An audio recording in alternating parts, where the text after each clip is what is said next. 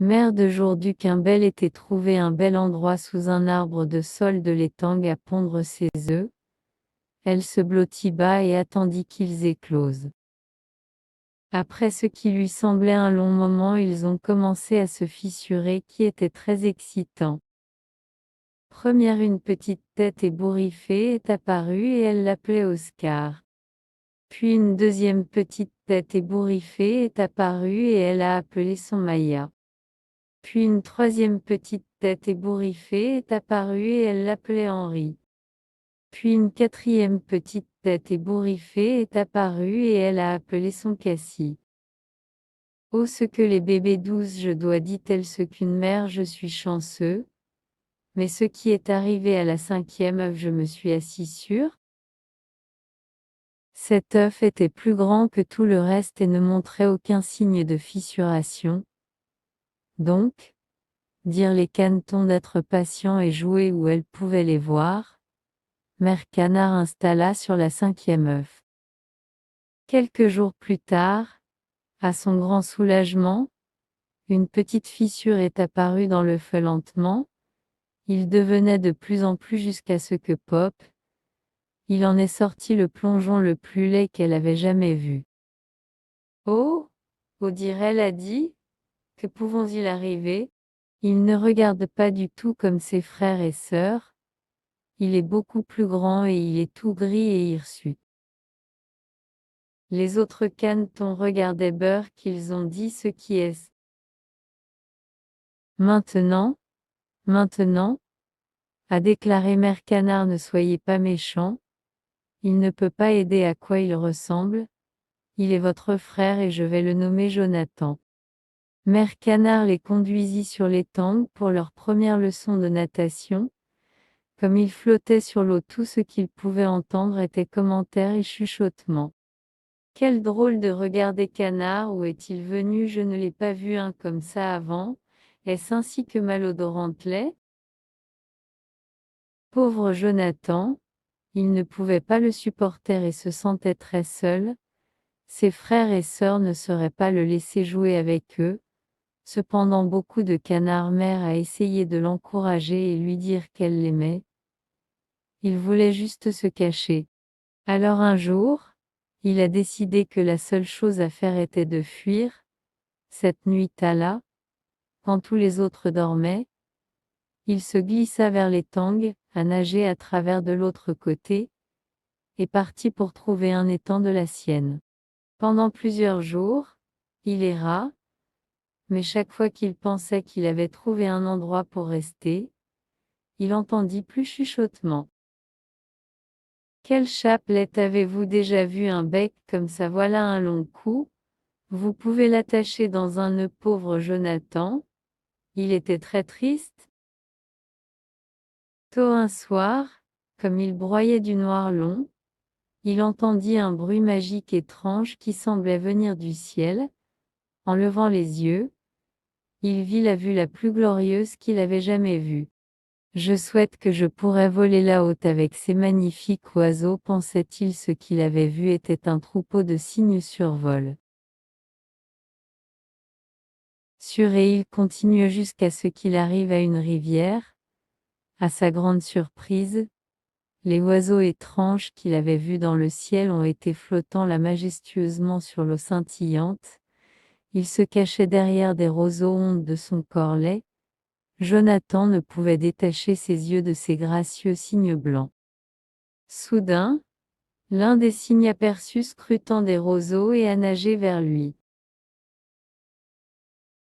Bonsoir jeune monsieur, dit-il en saluant son cou, puis-je demander votre nom?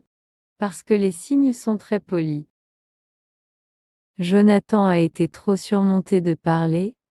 Son bec béut mais aucun son ne sortit. Personne qui avait été gentil avec lui avant. Il prit une profonde inspiration et essaya de nouveau. Monsieur Nammi et Jonathan. Eh bien Jonathan, a déclaré le cygne, pourquoi ne venez-vous pas nous rejoindre?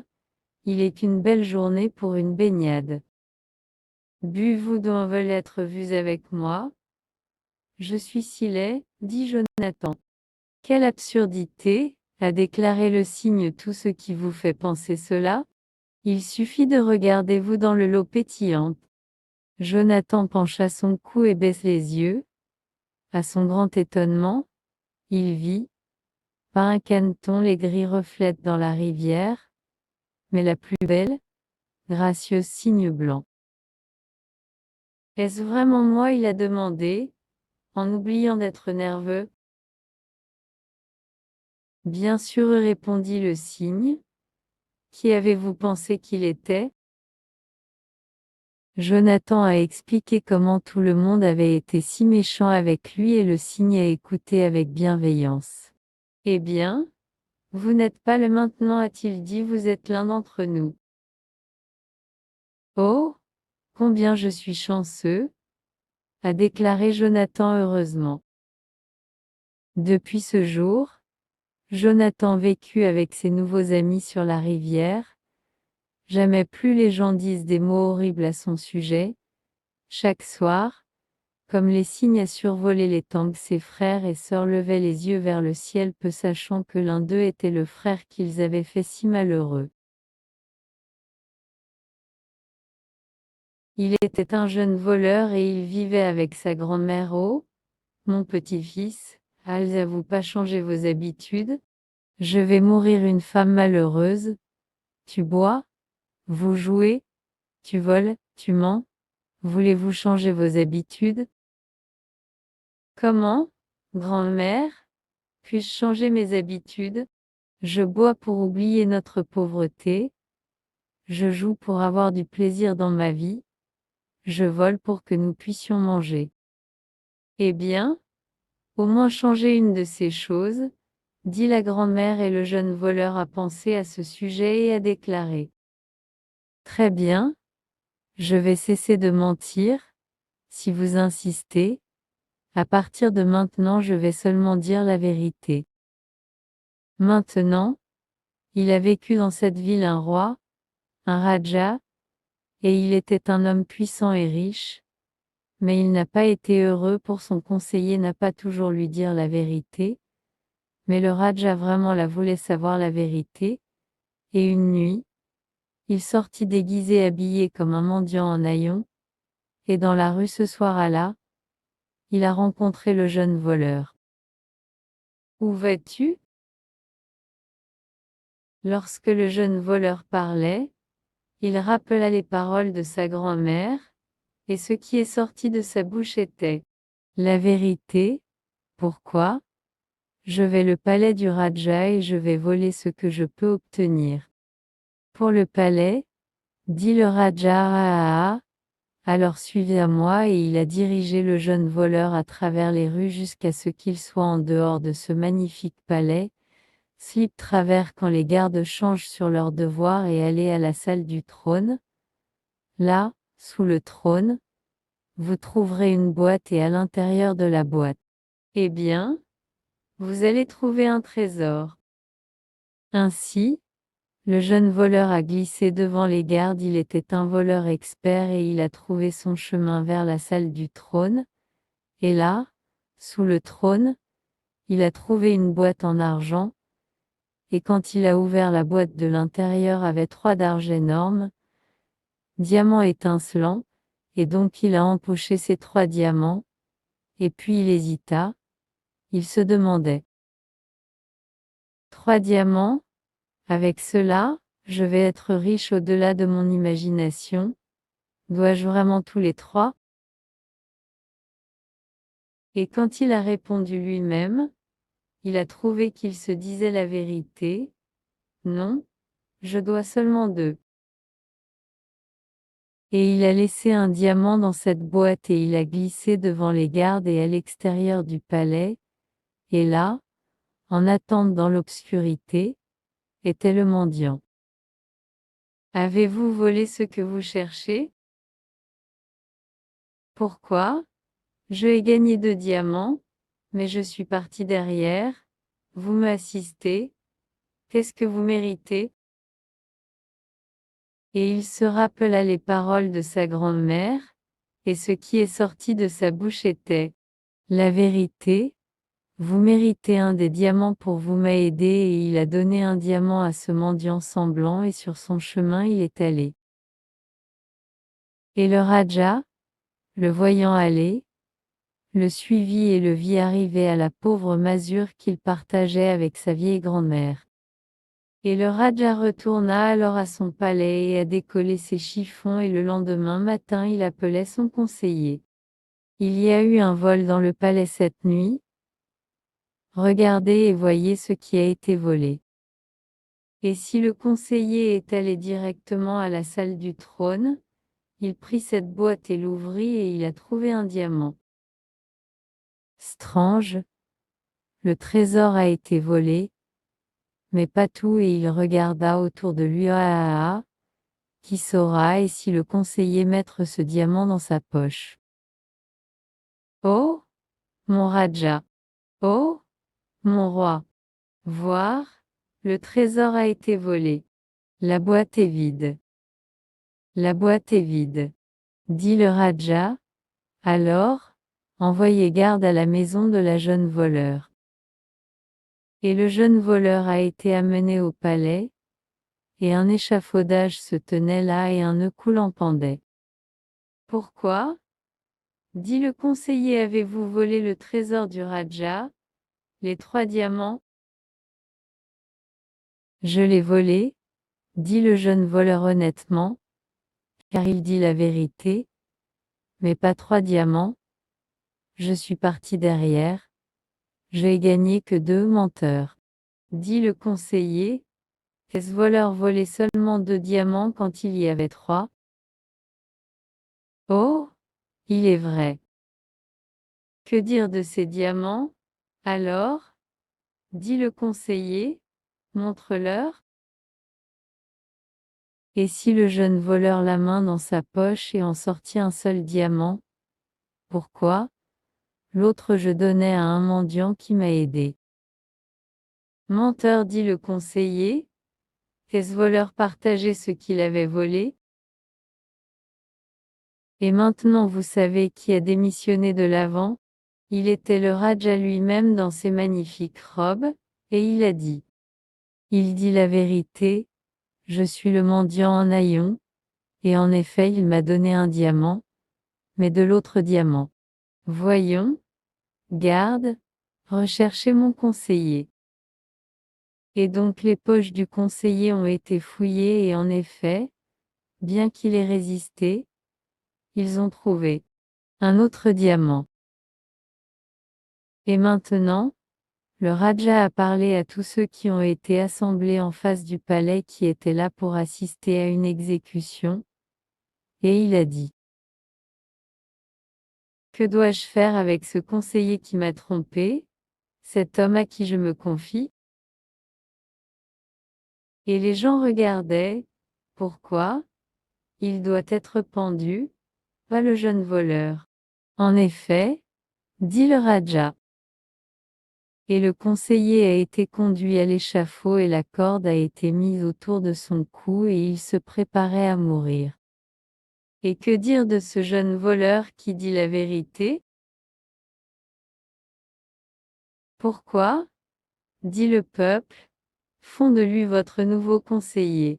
Ah ah, dit le Raja, il doit en être ainsi. Et le jeune voleur devient conseiller, mais qui est pas la fin de l'histoire pour son premier conseil à la Raja était la suivante. Voir que l'homme sur l'échafaud, il a fait une erreur, moi aussi, je l'ai fait des erreurs maintenant, je suis votre conseiller, ma vie va changer, pas plus que je devrais boire pour oublier ma pauvreté. Je ne serai plus pauvre, pas plus que je devrais jouer. À partir de maintenant sur mon travail aura des conseils pour le bien de la terre, plus jamais je vole car je vais être riche. Je ne dis la vérité, et la vérité est. La vérité est que ce conseiller mérite une deuxième chance comme je l'ai été donné une seconde chance. Ôtez ses richesses, ôtez sa robe, ôtez son statut. Laisse-le vivre un pauvre homme.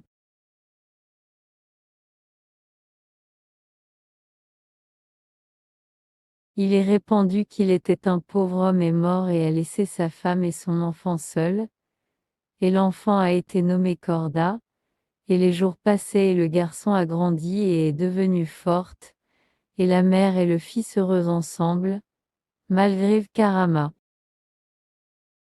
Un jour, sa mère Corda demandait est-il quelque chose que vous vous souvenez que mon père avait laissé pour nous? Mère répondit, en disant, il y a quelque chose, mais je devais le vendre afin que nous puissions obtenir la nourriture, mais il y a une chose que je peux penser maintenant, une épée et votre père a caché dans le plafond est toujours là. Corrad était très heureux que le casque ait monté Blette et tout de suite monté sur le toit pour trouver l'épée existe toujours là. Je l'ai couvert de rouille et de poussière se leva le garçon poli et propre jusqu'à ce qu'il revint et brillait comme nouvelle. Le lendemain Corrad dit à sa mère qu'il va quitter le village à la recherche de la richesse même se débarrasser de la pauvreté. Sa mère l'a supplié de ne pas quitter et quitter. Mais il a promis que dès que possible, et quand il revient ne sera pas pauvre ou encore faim, mais se connaît riche et vivre une vie prospère. Dans la semaine du voyage, arrivé Corrad de la montagne et là, il rencontra un jeune homme nommé Suivante, impliqué avec de la nourriture et a promis d'être frère et l'autre protège tous les deux du mal à jamais, dit Corrad nous partageons la richesse et levant son épée le ciel lui confédérait. Le lendemain, a commencé les garçons ensemble dans Mgamrtma pour rechercher la richesse, et à voyager pendant plusieurs jours et nuits, et traversaient le terrain et des forêts denses, jusqu'à ce qu'ils atteignent un petit lac a décidé de prendre une pause à côté d'elle et était à l'époque la lune est terminée, et ils étaient très fatigués et affamés, mais n'étaient pas capables d'attraper les poissons pour le dîner. Dans le milieu de la nuit, un autre jeune homme a émergé du centre de l'obscurité et a offert de leur donner du poisson frais à manger, et a été nommé dit-il rejoint chacun des trois corades suivants et compacts et à être des frères et qui protègent les uns les autres pour toujours. Les trois garçons ont commencé leur aventure dans le lendemain matin à la recherche de la richesse.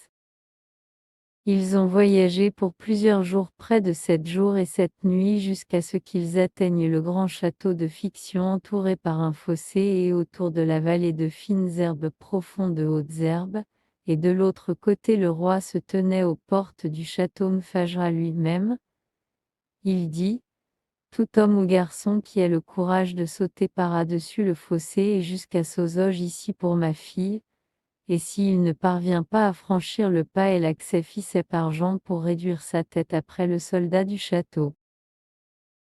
Corrad voulait sauter par la tentative pour gagner la princesse, mais avait peur de l'échec et à perdre la tête.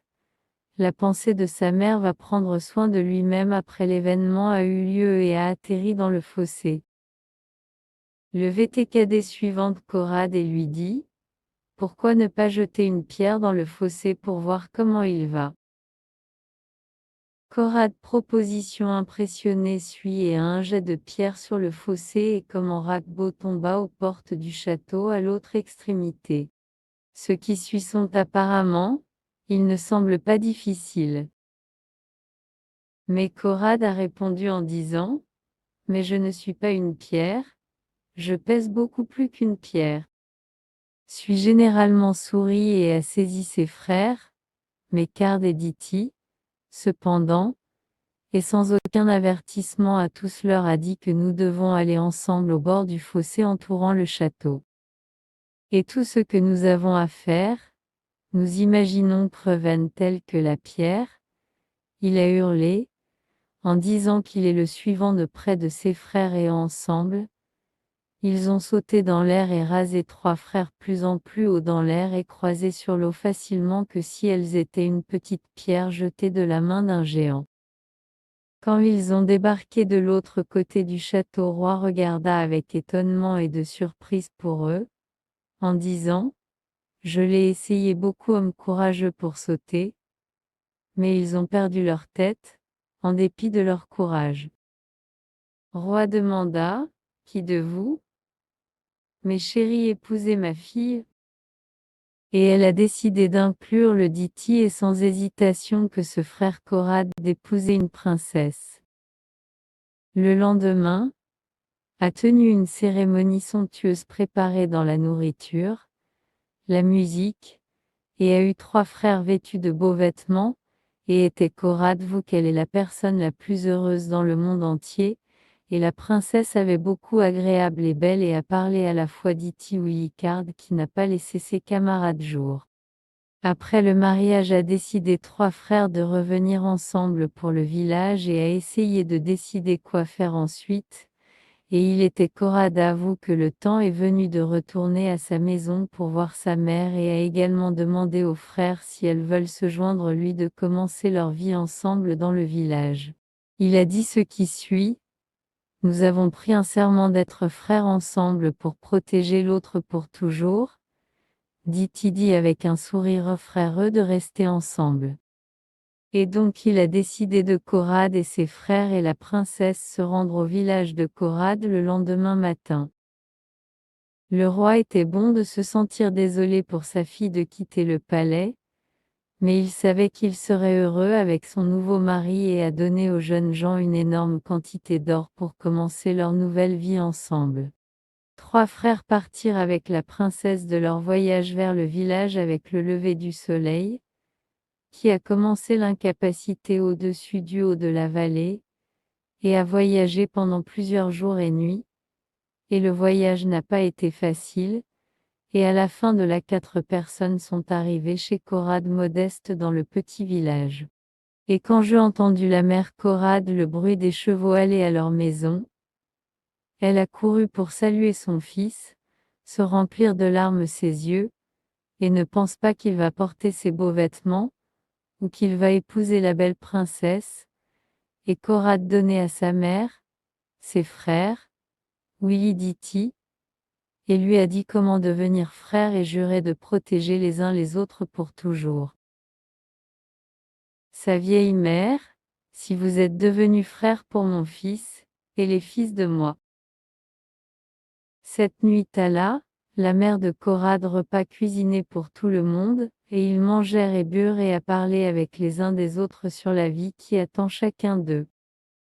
Après le dîner, arrêté de suivre et a pris la plume et a souligné le cadre de la petite porte de la maison, et a dit que ce badminton est un signe de notre amour et sur la droite, nous avons voyagé avec l'autre, et dit ce badminton lorsque dégoulinant avec du sang, nous savons que l'un de nous est en difficulté et viendrons à lui aider. Et était donc la vie des frères dans le petit village très heureux. Village d'Iti est devenu gouverneur Willy et a épousé une belle jeune fille.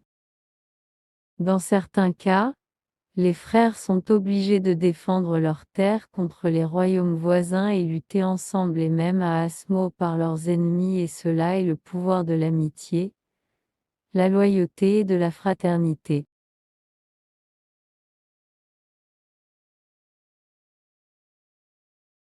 Il était une fois, il y avait un bel arbre jamin qui a grandi à côté d'une rivière.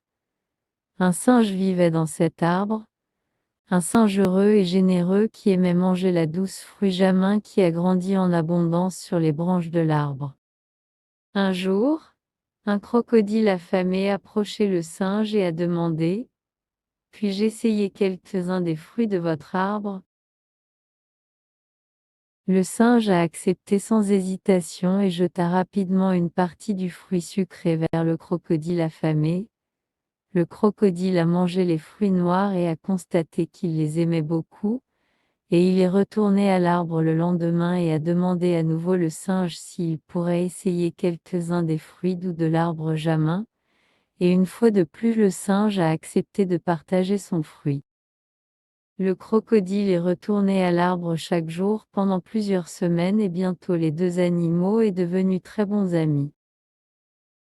Un jour, le crocodile a demandé le singe, « Pourrais-je avoir un peu du fruit de votre arbre à la maison pour ma femme ?» Parce qu'ils étaient si bons amis, le singe a accepté de donner le crocodile des fruits à la maison. Le crocodile a remercié le singe et a pris la maison de fruits doux à sa femme, mais la femme n'a pas une belle crocodile. Elle était un crocodile de sorcière et elle était toujours intrigante et complotée contre les autres animaux de la forêt. Où avez-vous cette belle fruit? La femme demanda à son mari. Je dois un ami très cher, répondit le crocodile, un singe qui vit dans l'arbre jamin de l'autre côté de la rivière. Il me donne le fruit chaque jour. La femme être une sorcière, et une sorcière maléfique. Elle se réfléchit un moment puis dit à son mari: si les singes vivent dans l'arbre jamin et mangent les fruits sucrés toute la journée, alors imaginez comment doux son cœur doit goûter. Je veux le cœur de ce singe à manger et vous obtiendrez pour moi. Je ne peux pas imaginer une telle chose terrible, répondit le crocodile Marie. Le singe est mon ami et je ne veux pas que vous mangez son cœur. La femme rusée pensait à nouveau, puis répondit: je ne crois pas que vous avez trouvé ce beau fruit d'un singe. Je pense que vous voyez un autre crocodile derrière mon dos. Un joli crocodile. Vous trichez sur moi, je le sais. Le mari a protesté de son innocence et a grandi très triste à des accusations de sa femme. Il a décidé qu'il était préférable de rester loin du singe et de l'arbre jamin dans l'espoir que sa vie serait de retour à la normale et sa femme serait oubliée tout au sujet de son plan diabolique. Mais les semaines passaient lentement et la femme du crocodile on continuait à l'accuser de tricherie sur elle, même si elle savait que ce ne pas être la vérité. Je sais que s'il y avait vraiment un singe qui vivait dans l'arbre jamin, alors vous me aiderez, l'attrape et mange son cœur, disait-elle à son mari. Voilà ce que vous feriez si vous me aimez. Finalement, le pauvre crocodile a été convaincu d'aller voir le singe et d'essayer de l'attraper pour que sa femme puisse manger son cœur. Quand il est arrivé à l'arbre suivant soir, il se sentait très coupable. Le singe baisse les yeux et demanda: où avez-vous été toutes ces semaines, cher ami? Je vous ai manqué beaucoup. Le crocodile a répondu que sa femme avait demandé: je soutiens avec ma pauvre femme. Elle a très envie que tu viennes à dîner afin qu'elle puisse vous remercier pour le fruit de jamin. Mais nous vivons de l'autre côté de la rivière. Vous ne pouvez pas nager. Si vous essayez de traverser la rivière, alors vous aurez sûrement se noyer et je ne veux certainement pas que. Mais vous pouvez me porter sur votre dos à travers la rivière, dit le singe. De cette façon, je serai en mesure de venir dîner et enfin vous rencontrer, femme. Le crocodile a accepté, mais il était très triste qu'il incitant son ami. Le singe, ne sachant pas son sort, sauta à bas de l'arbre jamin et a grimpé sur le dos du crocodile. Puis les deux amis ont glissé dans l'eau et ont commencé à traverser la rivière vers la maison du crocodile. Comme ils nageaient dans la rivière, le crocodile se rendit compte qu'il était incapable de tromper le singe. Je ne vous dis pas la vérité, dit le crocodile. Ma femme est une sorcière maléfique et elle veut manger votre cœur. Je suis vraiment désolé. Le singe a grandi peur, mais il était un singe intelligent et donc il a répondu très calmement: oh, pourquoi avez-vous pas me dire que avant, cher ami? Je l'ai laissé mon cœur dans l'arbre jamin. Nous devons revenir à la nage et je vais obtenir mon cœur pour votre femme. Le crocodile était très surpris que le singe était si prêt à renoncer à son cœur, mais il se retourna rapidement et a nagé vers la rive. Dès qu'ils ont atteint l'arbre jamin, le singe a sauté du dos du crocodile et grimpa l'arbre aussi vite qu'il le pouvait jusqu'à ce qu'il atteigne la plus haute branche. Quand il était sûr qu'il était en sécurité, il regarda le crocodile. Vous êtes un crocodile stupide. Mon cœur bat dans ma poitrine où il a toujours été battu. et votre femme le mâle ne saura jamais avoir une chance de le manger. Et nous ne pourrons jamais parler de nouveau parce que tu me trahis. Maintenant allez. Le crocodile a eu beaucoup de temps pour réfléchir à ses actions comme il a nagé à sa femme. Il se sentait coupable et triste d'avoir trahi son ami et il regrettait ses actions beaucoup. Dès qu'il est arrivé chez sa femme a demandé « Où est le singe ?» Je crains que le singe m'a trompé, et maintenant il ne veut pas descendre de son arbre, répondit le crocodile. Mais la femme n'a pas été convaincue par l'histoire de son mari et elle l'a expulsé de leur maison et lui a dit de ne jamais revenir pour aussi longtemps qu'il vivrait. Le crocodile tournait le dos à sa femme et a commencé à nager le long du fleuve loin de tout ce qu'il avait jamais connu. Il était triste et solitaire, et il ne savait pas où il allait, mais il savait aussi qu'il avait scellé son propre destin au moment où il a trahi son bon ami le singe. Voici ce que je mérite, pensa la triste crocodile alors qu'il nageait le long du fleuve dans une nuit sombre et lugubre. Un jour, Mebronne l'épouse de l'agriculteur pensait « Aujourd'hui, je vais faire un homme de pain d'épices. » Elle mêle tous les ingrédients et met une boule de pain d'épices entre ses mains et écrasée à plat. Ce devait être sa tête. Ensuite, Mebronne a fait une autre balle, un beaucoup plus grand cette fois. Ce devait être son corps. Puis elle a fait 2 rouleaux minces pour les bras et les 2 longs rouleaux minces pour ses jambes. Et puis elle a fait 2 mains et 2 pieds. Ah, je m'aime. Quelle prochaine, pensa-t-elle, je sais. Mon bonhomme a besoin de 2 groseilles pour les yeux et un cassis pour sa bouche. Quand elle avait fait la touche finale, Mebronne a posé sa gingerbread soigneusement sur une plaque de cuisson et lui a sauté dans le four à cuire. Puis elle a mis la bouilloire et installe pour une bonne tasse de thé. Après un peu de temps il y avait un léger robinet, manutention.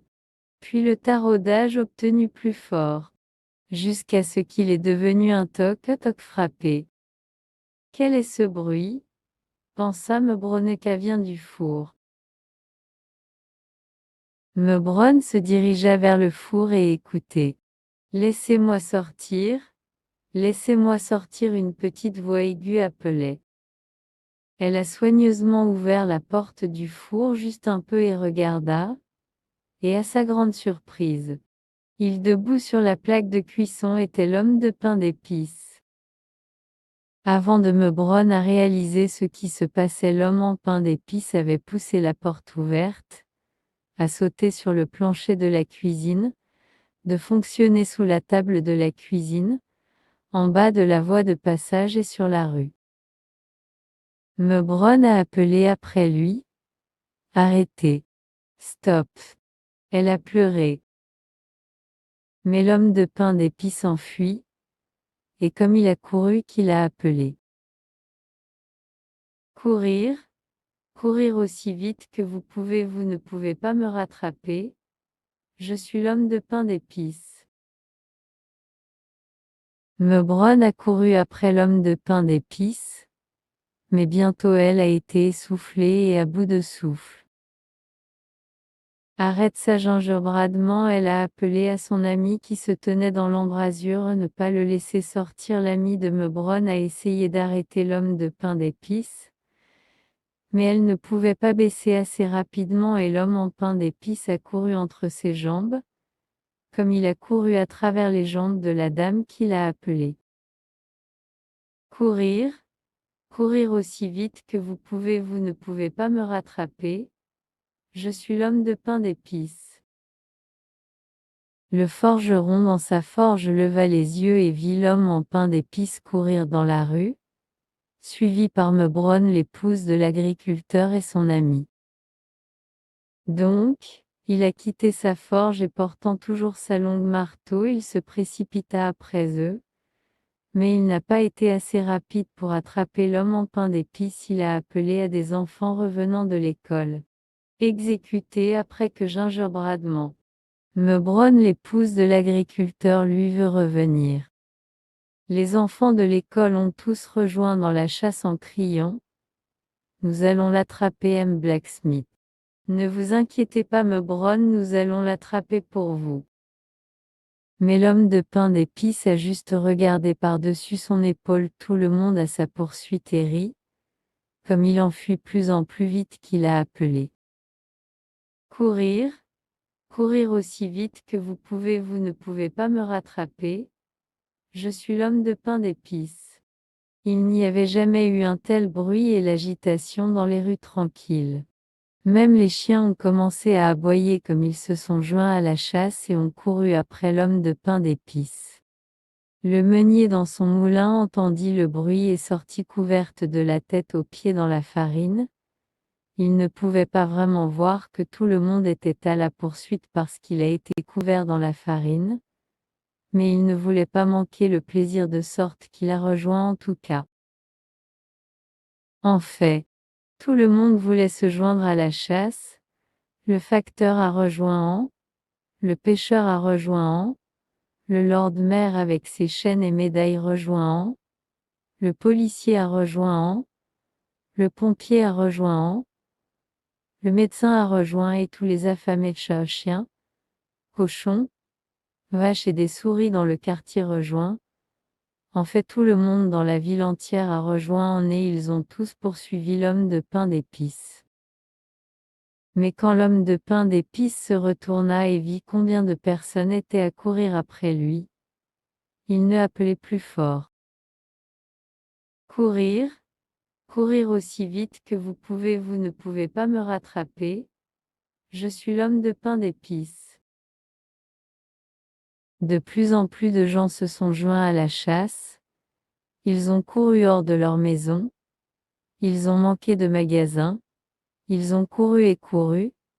Mais personne ne pouvait rattraper l'homme de pain d'épices. Mais, tapis près de la rivière était un renard affamé. Il a vu l'homme en pain d'épices courir vers lui avec tout le monde à sa poursuite et les chats à ses lèvres.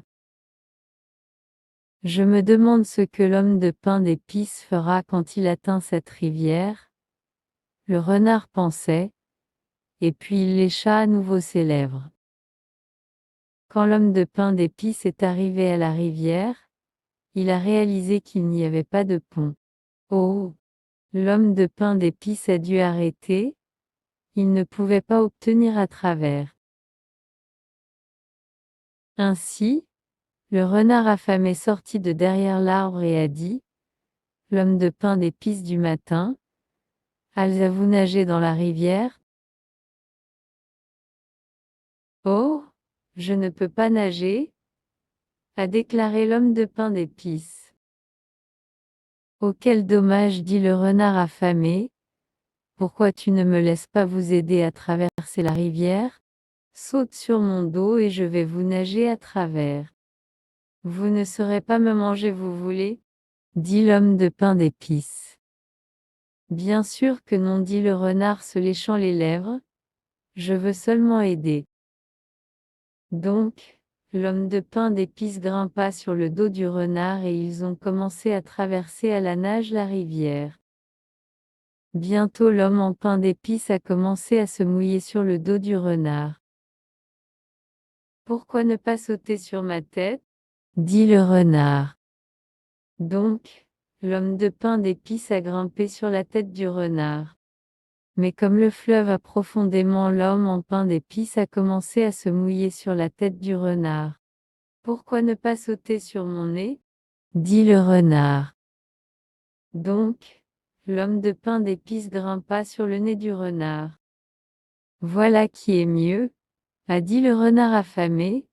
Vous ne saurez pas se mouiller maintenant. Personne n'aime un dîner détrempé. Snap à la gueule du renard. Et l'homme de pain d'épices a disparu. Le renard affamé lui avait englouti à droite. Le renard sortit de la rivière se léchant les lèvres. Lorsque Meubronne son ami, le forgeron, les enfants de l'école, le meunier, le facteur et tout le monde qui avait été chassant l'homme en pain d'épices a atteint la rivière. Il n'y avait personne pour être vu.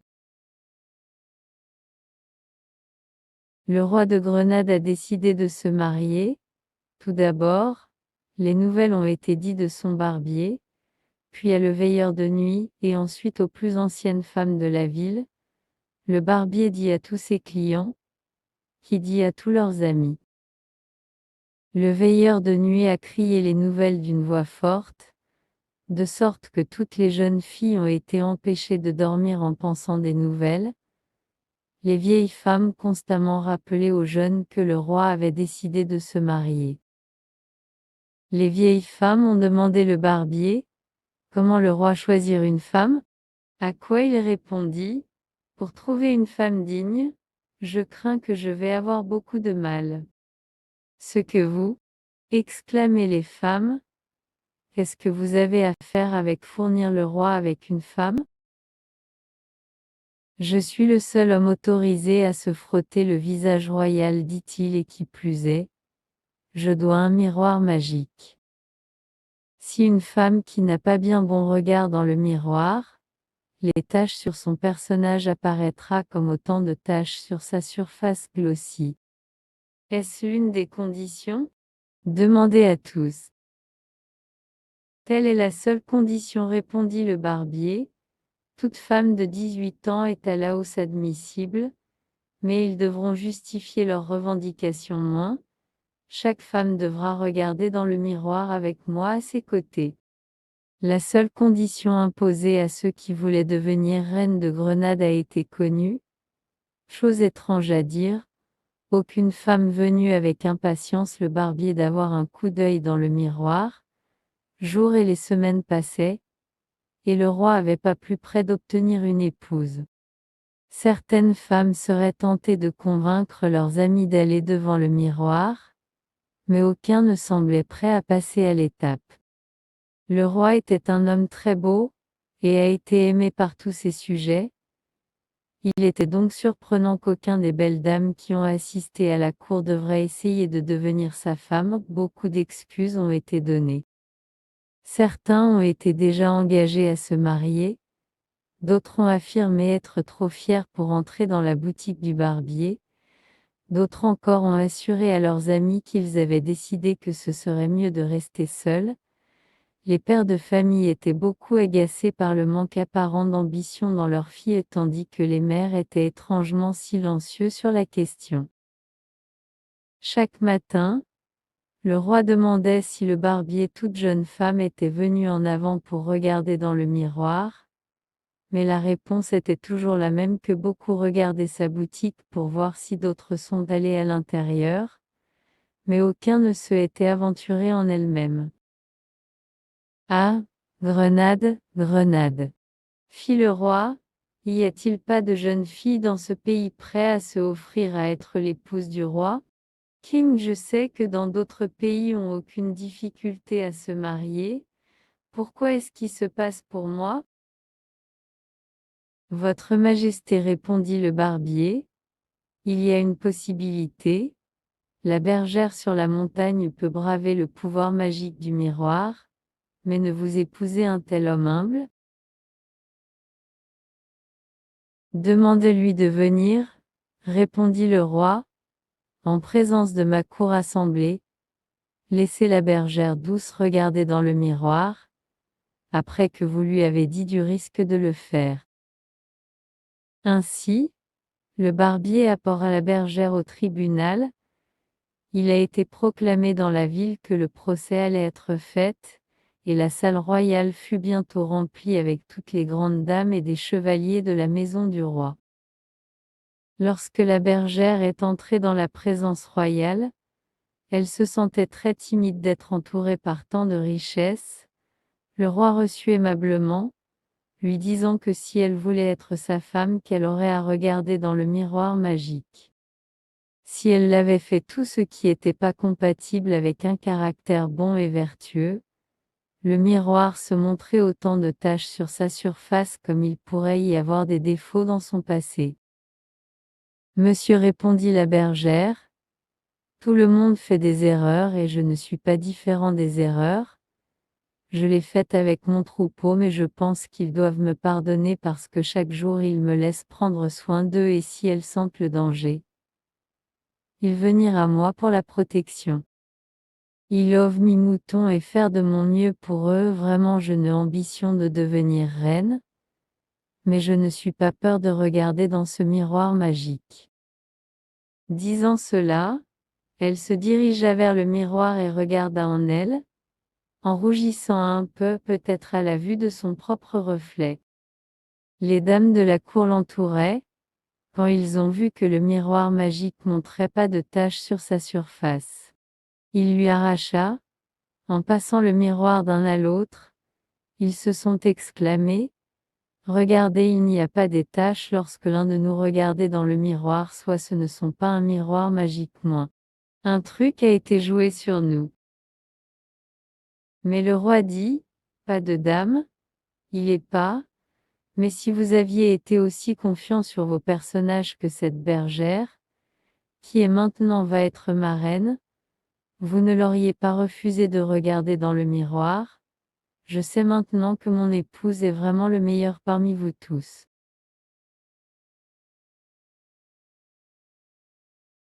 Folklore et contes de fées ne sont pas toujours des histoires aimables, mais nous les avons vues à travers une petite fenêtre où rien ne peut entrer ou sortir. Des erreurs sont commises et des leçons apprises. Et il y a une morale à tirer, avec les contes de fées comme avec la vie réelle. Si une histoire est une sorte ou non dépend de quand vous choisissez d'arrêter la lecture. Il est bon que, dans l'esprit ici, certains animaux sont plus heureux que les autres. Le buffle tamaro sont forts. Les cerfs calamians ont des bois pour lutter contre les prédateurs et les crocodiles de l'Aguzan marais sont furtifs. Mais beaucoup diraient que les oiseaux sont les créatures les plus démunies de tout. Tortue certainement pensé. Il était comme les autres, là où la plupart des tortues étaient reconnaissant que leur nageoire signifiait qu'ils pouvaient nager dans la mer. Cette tortue gémit qu'ils ne sont pas des ailes, là où la plupart des tortues savaient que leur coquille dure serait les protéger des prédateurs. Cette tortue se sentait seulement un poids sur le dos qui signifiait qu'il ne serait jamais assez de lumière pour prendre le ciel. Voler était tout ce qu'il a parlé, et il ennuie les autres animaux aux larmes en parlant tout le temps. Quand il ne parlait pas de voler, il parlait de lui-même. Cette tortue particulière était pas exactement bonne compagnie. Vous devriez être heureux avec ce que vous avez, l'un des anciens lui a dit après qu'il avait été sur une longue diatribe en particulier au sujet du vol. Cet aîné était une bête sage et ancienne avec de nombreuses cicatrices sur sa coquille et de nombreuses lignes sur son visage. Les jeunes tortues ont affirmé l'aîné avait rencontré une fois Batala, le gardien de la terre. Cela était arrivé qu'il y a de nombreuses années, lorsque Batala avait d'abord créé la vie. Le vieux sage serait ni confirmé ni infirmé cette rumeur. Mais Tortue ne se souciait pas, tout ce qu'il se souciait volait. L'obsession de la tortue signifiait qu'il avait peu d'amis. Il n'a pas beaucoup de soins pour les autres tortues qui voulaient juste nager et manger, et il en voulait tous les oiseaux parce qu'ils pouvaient voler et il ne pouvait pas, mais il savait que si jamais il allait voler, il aurait besoin d'un oiseau à l'aider.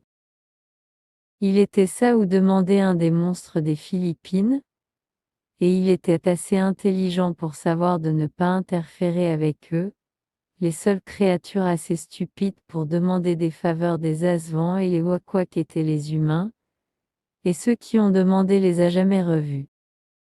Au lieu de cela, Tortue a décidé de demander une oie, ce fut il y a longtemps que vous comprenez, à l'époque où les animaux a demandé à chacun d'autres questions. Il savait que les oies étaient des oiseaux très difficiles, mais ils étaient aussi pas particulièrement lumineux, et ainsi de Tortue pensait qu'il aurait aucun problème à obtenir eux pour les aider. L'oie qui Tortue a choisi d'aborder était, à l'époque, à la rencontre de son troupeau et ne se réjouissait pas l'idée d'essayer d'enseigner une tortue comment voler, en particulier cette tortue. Il semblait énormément de travail. Mon troupeau migre pour la saison froide et je suis très occupé, lui dit la tortue. Cela était en partie vrai, mais Loa espère aussi pour éviter de blesser ses sentiments.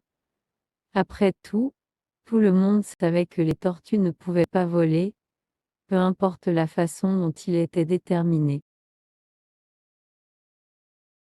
Vraiment, je ne me soucie pas comment vous êtes occupé, gémit Tortue.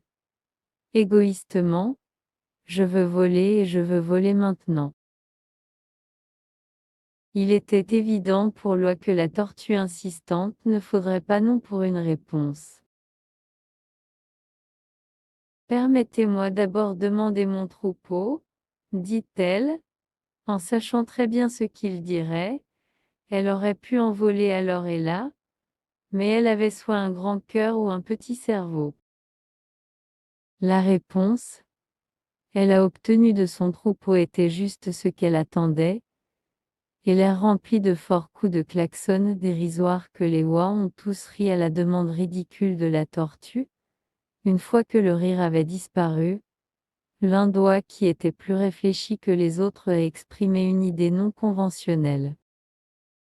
Si deux d'entre nous tenaient un bâton fort entre nous, dit-il, puis Tortue pourrait tenir alors que nous volions. Il ne possède un bec fort et pourrait certainement tenir le bâton en vol. Il devrait être très prudent, a-t-il ajouté. S'il lâcha, même pour une seconde, il allait tomber et il serait trop lourd pour nous à attraper. Loa n'a pas envie de beaucoup cette idée et espère que la pensée de tomber au sol serait suffisant pour mettre totalement hors du plan de Tortue. Mais, étant une sorte d'esprit très égoïste et unique de créature, la tortue était déterminée à aller de l'avant. Eh bien, rappelez-vous de tenir aussi étroitement que vous pouvez et ne jamais lâcher, dit Loa, sinon vous allez tomber et nous ne serons pas capables de vous sauver. Tu es très lourd avec cette coquille de la vôtre. Oui, oui, bien sûr, dit la tortue, totalement distrait par son propre excitation. Il était trop occupé à se imaginer voler avec les oies, à prêter attention à tous les avertissements. Il a également été occupé à penser comment jaloux ses amis seraient quand ils l'ont vu voler très haut dans le ciel au-dessus de leur tête. Il était une fois, il y avait deux grands royaumes de l'île de Java, Prambanan et Panguigne. Prambanan a été dirigé par un roi cruel et en colère appelé Prabu Baka. Roi Baka avait une très belle et charmante fille appelée Rarajongrand qui était très chère au roi. Le roi a également eu un ministre nommé Patik Palo. Panguigne a été gouverné par un roi sage nommé Prabhudharma Moyo. Le royaume Panguigne avait un puissant guerrier nommé Bandwaz qui était le fils du roi. Bandwaz a eu l'extraordinaire capacité à invoquer les esprits en un clin d'œil à chaque fois qu'il avait besoin d'aide. Cependant, les génies ne pouvaient travailler la nuit comme ils seraient brûlés par les rayons féroces du soleil. Les deux royaumes vivaient en paix jusqu'à ce Prabu Baka est devenu gourmand et a décidé d'étendre son royaume en envahissant Panguigne. Ses forces lancent une attaque surprise sur Panguigne. Beaucoup de soldats sont morts des deux côtés et les gens de Panguigne ont beaucoup souffert et sont devenus affamés et des pauvres. Sachant que ces gens souffraient et que de nombreux soldats étaient morts, Prabhudharma Moyo a envoyé son fils à en découdre avec Prabu Baka. Après une longue bataille, Prabu Baka a été défait et tué par Bandwaza. Lorsque Rarajongrand entendu parler de la mort de son père, elle était très triste. « Pourquoi est-ce arrivé à moi ?» dit-elle, mais avant qu'elle ne puisse se remettre de son chagrin, Bandwaza arrivé. Il a été très surpris quand il répond Rarajongrand. il était fasciné par la beauté de la princesse et a décidé de l'épouser. Ô princesse, vous êtes la plus belle, douce et belle jeune princesse. Je l'ai jamais rencontrée. Je veux que tu sois ma femme. Voulez-vous me marier Rara Jongrand? Demanda Bandoisa, au lieu de lui répondre. Rara Jongrand assis en silence, la panique et la peur. Elle détestait Bandoua tant pour le meurtre de son père, mais dans le même temps, elle était trop timide pour refuser la proposition parce Bandoisa était un puissant guerrier. Après un certain temps, une idée surgit dans la tête de la princesse. Eh bien Bandoisa, je vous marie à une condition, a déclaré Rara Jongrand. Fais-ce ma chère princesse? Demanda Bandoisa. Tout d'abord, vous devez faire un puits, la plus profonde dans ce pays et en second lieu, vous devez construire 1 000 de temples, et vous devez tout faire en une nuit, répondit Rara Jongrand.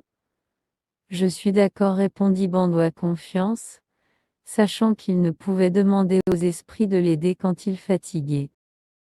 Immédiatement, il a commencé à creuser le puits. Il a rapidement fini la construction et a demandé Rara Jongrand au coup d'œil. Eh bien princesse, voici le bien comme vous voulez, le plus profond jamais, a déclaré Bandoua fièrement. Même. Je ne vous crois pas, allez à l'intérieur et le prouver, a déclaré Rara Jongrand. Quand il l'a fait, Patik Palo emplit les pierres à l'intérieur et l'a enterré vivant. Cependant, Bandoua réussit à échapper et était très en colère contre ce qu'elle avait fait. Mais après avoir regardé sa beauté une fois de plus, sa colère est morte et il se calma. Quand la nuit est tombée, il a appelé sa troupe invisible des esprits. Tous mes génies, sortirent. Aide-moi à construire 1 000 de temples, cria Bandoua vers le ciel. Peu de temps après, des milliers d'entre eux sont venus pour construire les temples qui Rara Jongrand voulait. Ils ont travaillé si rapidement que par le milieu de la nuit, il y avait près d'1 000 de temples faits. Rara Jongrand avait été les regarder travailler et maintenant commençait à se sentir mal à l'aise. Ils ont plus qu'un seul temple à construire. Que dois-je faire? Rara Jongrand soudain réalisé que s'ils ont pensé qu'il était l'aube, les génies seraient cessés de travailler avant d'avoir terminé le dernier temple. Rara Jongrand dit à sa femme de chambre, réveillez-vous vos amis. Vite. Dites-leur de brûler le foin et piler le riz. Oh! Oh et verser des fleurs dans les rues aussi.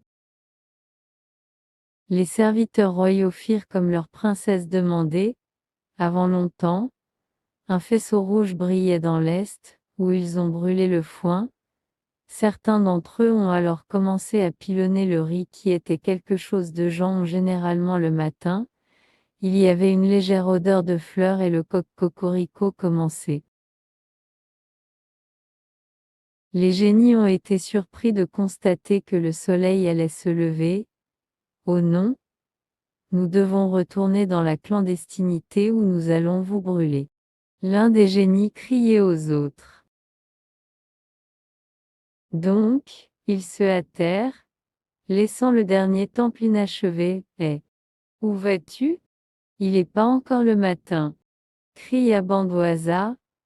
Mais les génies avaient déjà disparu, restés seuls.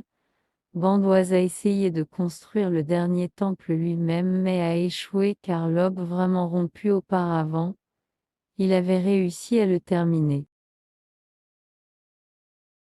Il se rendit compte que la princesse lui avait triché pour une deuxième fois et était si furieux qu'il a transformé en une très belle statue. Donc, elle est devenue une caractéristique du temple final, complétant sa construction et de remplir la condition de leur mariage. Bandoise a été si triste d'avoir perdu sa belle princesse qu'il a passé le reste de sa vie dans le temple maudit final et les filles qui avaient aidé Rara Jongrand afin qu'il ne serait jamais capable de se marier.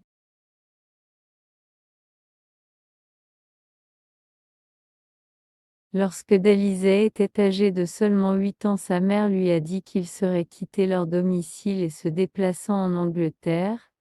Ton père doit trouver du travail pour que nous puissions envoyer de l'argent pour soutenir vos grands-parents et votre tante, a expliqué la mère de Dalizet. La jeune fille ne voulait pas quitter sa maison à Manille, ce qui est une très grande ville dans les Philippines, et elle était très triste quand sa mère lui a dit cette nouvelle. Mais qu'en est-il de mes amis, a demandé Dalizet. Je ne connais personne en Angleterre et je serai tout seul. Sa mère a assuré Dalizet que ça allait être une aventure passionnante pour les trois d'entre eux et que Dalizet serait rencontrer beaucoup de nouveaux amis quand elle a commencé l'école en Angleterre. Dalizet n'a pas été convaincue par des mots aimables de sa mère. Elle aimait sa maison et elle aimait aller à l'école où elle savait que tous les enseignants y avaient beaucoup d'amis déjà. Je ne vois pas pourquoi nous devons aller tout le chemin à l'Angleterre, pensa Dalizet dans la nuit avant que la famille devait quitter. Je ne sais rien à propos de l'Angleterre, je ne parle même pas très bien anglais et je serai tout seul. Cette dernière réalisation a fait la jeune fille encore plus triste et qu'elle souhaitait de tout son cœur qu'elle pouvait rester à Manille avec sa tante ou ses grands-parents.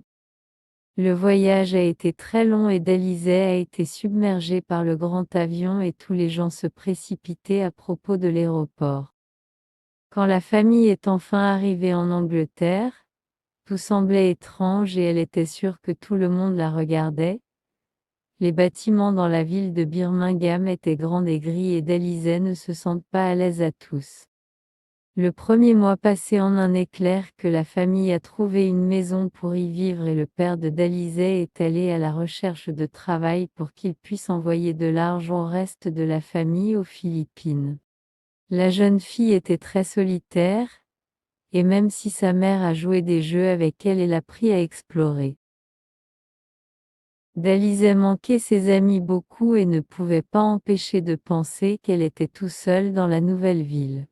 Le soir, elle pleurait dans son lit et elle rêvait souvent que son père la réveillait le lendemain et lui dire qu'ils allaient rentrer chez eux. Mais chaque matin Dalizet réveillée et a réalisé qu'elle ne pourrait jamais rentrer à la maison plus jamais. Un matin, alors qu'elle mangeait son étrange petit déjeuner de céréales avec du lait rien comme son petit déjeuner habituel de Sinangag qui a été fait du riz avec des œufs délicieux, Dalizet apprit qu'elle serait allée à l'école. Ce sera tellement agréable pour vous de sortir de la maison et de rencontrer de nouveaux amis, dit sa mère. Mais Dalizet n'a pas été heureux d'entendre ces nouvelles, elle a raté ses amis à la maison, et même si elle ne voulait sortir de la maison plus. Elle avait peur d'aller à l'école parce qu'elle ne connaissait personne. Dalizet avait vu beaucoup d'enfants que sa mère et elle a exploré la ville de Birmingham mais aucun ne lui avait parlé et elle ne parle pas beaucoup l'anglais qu'elle savait va être difficile à l'école. Quand le matin est arrivé, Dalizet essayait de prétendre qu'elle avait de la fièvre et était trop malade pour l'école, mais sa mère ne pouvait toujours savoir qu'en façon Dalizet semblant et donc elle a été forcée de se rhabiller et d'avoir son petit déjeuner. Dalizet et sa mère marchaient main dans la main tout le chemin vers les portes de l'école où ils ont été accueillis par un enseignant appelé Memuri. L'enseignant était très sympathique et a salué Dalizet à l'école et dit à sa mère qu'elle ne pouvait venir chercher sa fille à nouveau à 3 heures. La matinée passée dans un flou que Dalizet a été présenté à plus d'enseignants et beaucoup d'enfants qui ont tous souri et a dit bonjour. Dalizet ne comprenait pas beaucoup de ce qui a été dit à elle, mais il a été expliqué que, dans l'après-midi, elle allait à une classe spéciale avec d'autres enfants qui avaient déménagé en Angleterre de partout dans le monde. Lorsque Dalize est arrivée à la salle de classe plus tard cet après-midi, elle a frappé à la porte et entra à l'intérieur. Elle était très nerveuse et aussi très fatiguée de cette longue journée de rencontrer des étrangers. Mais quand elle marchait, elle a été accueillie avec un grand sourire de Mahmoud qui était en provenance du Pakistan. Entrez, Dalize, dit le professeur sympathique aujourd'hui. Nous lisons un livre intitulé Puss in Boots et plus tard, nous allons jouer à des jeux et de la peinture. La jeune fille a remarqué que tous les enfants dans la salle de classe étaient très différents les uns des autres. Il était un garçon du Zimbabwe et deux filles en provenance de Pologne. Il y avait une fille plus âgée de l'Albanie et un garçon qui était encore plus jeune que Dalize qui a dit qu'il était de l'Iran. Et à sa grande surprise, assis à l'arrière de la salle de classe avec une copie de Puss in Boots jointe dans ses mains, était une jeune fille appelée Luningning qui était également en provenance des Philippines. Viens ici et asseyez-vous à côté de moi, cria Luningning qui était aussi surpris que Dalize. Les deux filles sont devenues des amies instantanées comme Luningning explique tout sur l'histoire de Puss in Boots et comment ils ont appris à améliorer leur anglais avec Mahmoud qui était le meilleur professeur dans tout le monde entier.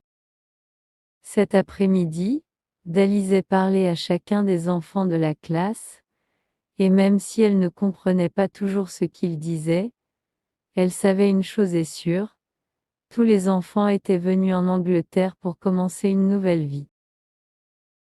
Et même si on a parfois peur d'être dans un endroit où vous ne parliez pas la langue, il y aurait toujours quelqu'un autour de qui aiderait, et peu importe où vous êtes allé dans le monde, vous ne trouverez toujours un ami. Dalize a alors réalisé qu'elle ne saurait jamais être seule. Angleterre était sa nouvelle maison et elle allait faire le meilleur de lui, peu importe quoi. Il était une fois un petit garçon appelé Pucrage qui était le fils d'un agriculteur. Le seul problème avec Pucrage était qu'il a souvent dit des mensonges à sa famille et à ses amis. Il serait raconté des histoires de monstres dans la jungle, ou bien il faisait semblant qu'il y avait des serpents mortels dans les champs, ou qu'il était trop malade pour travailler quand il était vraiment pas malade du tout. Il était le travail du jeune garçon pour prendre le bétail de son père sur le pâturage chaque matin dans une clairière dans la jungle sur le flanc d'une colline à proximité. Pucrage ne jouisse pas de ce travail très bien parce qu'il a trouvé le bétail très ennuyeux et souvent souhaité que sa vie ait été remplie avec plus de plaisir et d'aventure. Mais au lieu de plaisir et d'aventure, Pucrage se retrouve à faire les mêmes ennuyeux emplois chaque jour, ce qui rendait le jeune garçon très rancunier, et ce fut ce ressentiment qui entraînait souvent Coquine Pucrage d'inventer des histoires qui ne sont pas vraies. Un jour, lorsque le jeune garçon était particulièrement ennuyé avec soin les bovins dans la clairière, il a décidé d'avoir une blague avec les gens du village.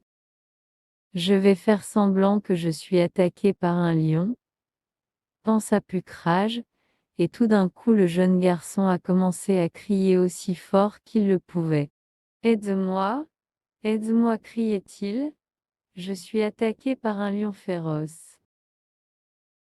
À la fois, les braves villageois se sont précipités tous les hauts de la colline en direction de la clairière afin qu'ils puissent sauver de jeunes Pucrage du lion. Mais quand ils sont arrivés dans la clairière, il n'y avait pas de lion du tout. Juste le jeune garçon se roulait sur le sol riant à lui-même à quelle blague qu'il avait faite. Les villageois étaient très déçus Pucrage et l'ont averti que ces blagues ne sont pas sensibles. Mais le vilain garçon était trop occupé à rire de payer toute sa vie à ces avertissements. Un peu de temps passé et la vie revient à sa routine normale. Pucrage a pris soin du bétail chaque matin en les prenant au pâturage dans la jungle. Et chaque soir, il reviendrait le bétail au champ de son père avant le dîner. Mais le jeune Pucrage était toujours inquiet. toujours plein de ressentiment de sa vie ennuyeuse de travail et la routine, et donc, un matin calme, il a décidé de jouer le même tour aux villageois. Une fois qu'il a atteint la clairière dans la jungle, une fois qu'il était sûr que le timing était parfait, il a commencé à crier aussi fort qu'il le pouvait. « Aide-moi, aide-moi » cria le vilain garçon. « Je suis attaqué par un lion féroce. S'il vous plaît, venez me sauver. » Les hommes et les femmes travaillant dans les champs à la lisière du village ont tous couru jusqu'à la colline vers la clairière afin de sauver le bétail et le jeune garçon de lion féroce. Mais quand ils ont atteint la clairière, il n'y avait pas du tout de lion. Une fois de plus, Pucrage a été trouvé autour de roulements sur le terrain dans des éclats de rire. « Vous avez tous l'air si drôle » cria le vilain garçon. « Il n'y a pas de lion. Je ne plaisantais avec vous. Salut, salut !» Les villageois étaient très en colère contre Pucrage, et son père a été contraint de présenter des excuses pour le comportement horrible de son fils parce que beaucoup de gens croyaient que Pucrage doit être puni pour ses actions.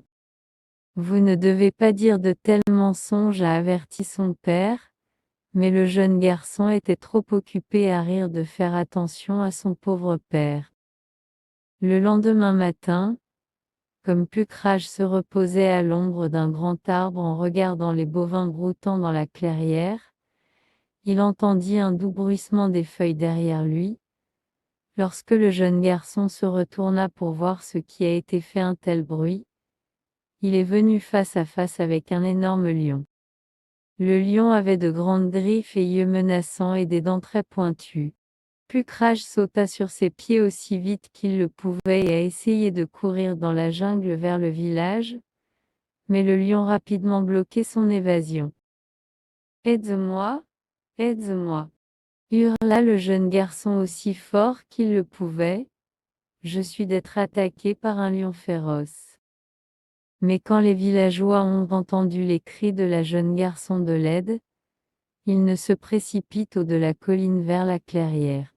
Pas cette fois. Au lieu de cela, ils sont retournés à leur travail dans les champs comme si de rien était. Et si pauvre Pucrage a été tué par le lion ce jour-là, car aucun des villageois croyait que le vilain garçon disait la vérité, il avait dit trop de mensonges et ri des villageois trop de fois, et donc ils ne le croirent quand il a crié à l'aide. Voilà ce qui arrive si vous mentez.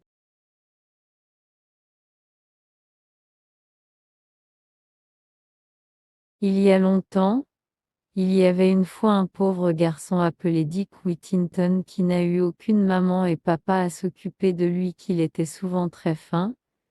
Il vivait dans un petit village dans le pays. Il avait souvent entendu des histoires sur un endroit lointain appelé Londres, où tout le monde était riche et les rues étaient pavées d'or. Dick Whittington a été déterminé qu'il y allait et creuser assez d'or dans les rues pour faire fortune. Un jour, il a rencontré un charretier amical qui se passait à Londres qui a dit qu'il lui donnerait un ascenseur là, alors ils sont partis. Quand ils ont atteint la grande ville, Dick ne pouvait pas en croire ses yeux. Il pouvait voir des chevaux, des chariots, des centaines de personnes, de grands immeubles de grande hauteur, beaucoup de boue, mais nulle part il pourrait voir de l'or. Quelle déception! Comment allait-il faire sa fortune? Comment allait-il même d'acheter de la nourriture? Après quelques jours, il avait tellement faim qu'il effondrait dans un talambeau sur le seuil de la maison d'un riche marchand. Sortir de la maison est venu un cuisinier. Elle a crié Vouragame fin sale et elle a essayé de le balayer les tapes avec un balai. À ce moment, le marchand est rentré chez lui et, étant un homme bienveillant, a eu pitié de pauvre Dick. Qu'Ariel dans la maison, il ordonna à son époux. Quand il a été nourri et reposé, Dick a été donné un emploi dans la cuisine. Il était très reconnaissant à la marchande, mais, hélas, le cuisinier était toujours très mauvaise humeur et, quand personne ne regardait, utilisait à battre et pincer lui. L'autre chose qui a fait Dick triste est qu'il a dû dormir dans une chambre minuscule au sommet de la maison et elle était pleine de rats et de souris tout qui rampaient sur son visage et tentaient de mordre le nez. Il était tellement désespéré qu'il a sauvé toutes ses sous et a acheté un chat. Le chat était un chat très spécial. Elle était le meilleur chat dans tout Londres à attraper les souris et les rats. Après quelques semaines de la vie de Dick était beaucoup plus facile en raison de son chat intelligent qui avait mangé tous les rats et les souris et il a pu dormir en paix. Peu de temps après, Dick a entendu le marchand demandant à chacun dans la maison si elle voulait envoyer quoi que ce soit à bord de son navire. Il pensait qu'il pouvait vendre.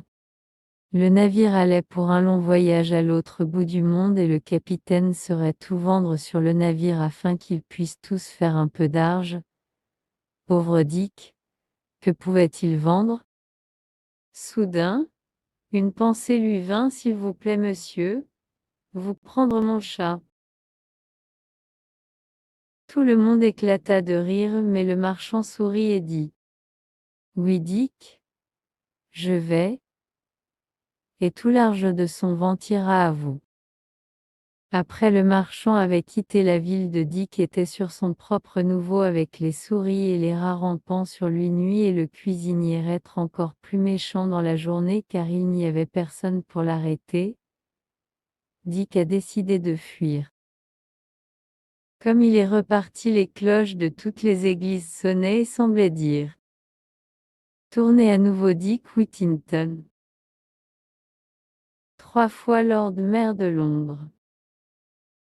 Bonté, gracieuse, Dieu, pensa Dick étonné, si je vais être maire, je ferai mieux de ces jours. Je vais mettre en place avec cuisinier et les souris et les rats couraient, et quand je suis maire, je vais lui montrer. Donc au retour il allait. L'autre bout du monde, le commerçant et son navire étaient arrivés à leur destination. Les gens étaient tellement heureux de les voir et étaient si accueillants que le commerçant a décidé d'envoyer des cadeaux à leur roi et la reine. Le roi et la reine étaient tellement ravis qu'ils tous invitaient à un festin, mais croyez-le ou non, dès que la nourriture a été amenée des centaines de rats apparus comme par magie et avalaient tout cela avant d'avoir eu la chance de manger. Ô mon Dieu, a déclaré le roi, ce se passe toujours, je ne suis jamais une chance de manger ma tarte aux pommes, que puis-je faire? Je suis une idée, dit le marchand, je possède un chat très spécial qui a voyagé avec moi tout le chemin de Londres, et elle va engloutir vos rats plus vite qu'ils engloutissent votre festin. Effectivement, au roi et à la joie de la reine, la prochaine fois une fête a été préparée et les rats est apparu.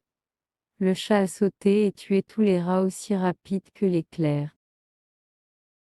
Le roi et la reine ont dansé de joie et ont donné le marchand un navire plein d'or en retour pour le chat très spécial. Lorsque le navire est retourné à Londres, Dick a été submergé par la quantité d'or le marchand lui a donné pour son chat. Au fil des ans, il a utilisé son argent si sagement, et a fait beaucoup de bien pour tous les gens autour de lui et qui a travaillé pour lui, qu'il a été élu maire de la City de Londres 3 fois, mais il n'a jamais oublié son bon ami le marchand, qui avait été si honnête en lui donnant tout l'argent que le chat avait gagné et conservait rien pour lui. Lorsque Dick a grandi, il est tombé en amour avec Alice, belle-fille du marchand, et l'épousa. Ils vécurent heureux que les gens font dans les histoires. Il y a longtemps, dans la périphérie du village Jago, il a vécu une lionne et son petit, dont le nom était Kako. La lionne était très friande de son bébé et tous les soirs avant d'aller dormir, Elle a chanté la chanson Kulombu Yeye Bounsi Bébé. Comme les jours passaient, Kako et son petit ont augmenté si friands de l'autre qu'ils étaient littéralement inséparables, jusqu'au jour fatidique. Comme d'habitude, la lionne prête à aller à la chasse pour la nourriture, son ourson voulait aller avec elle et lui dit « Maman, je peux chasser avec vous ?» Il est ennuyeux tout simplement farniente au soleil. Non, la lionne a été catégorique. Comme vous le savez, il devient de plus en plus difficile d'obtenir la bonne viande près de la maison. Aujourd'hui, je veux explorer de nouveaux territoires et je ne vous prendrai une fois. Je sais qu'il est sûr. Très bien. Je vais attendre pour vous ici, dit Kako déçu en voyant sa mère disparaître dans la jungle profonde. Il attendait sa mère toute la journée et il a commencé à être inquiet lorsque, partant de nuit, elle n'était pas revenue.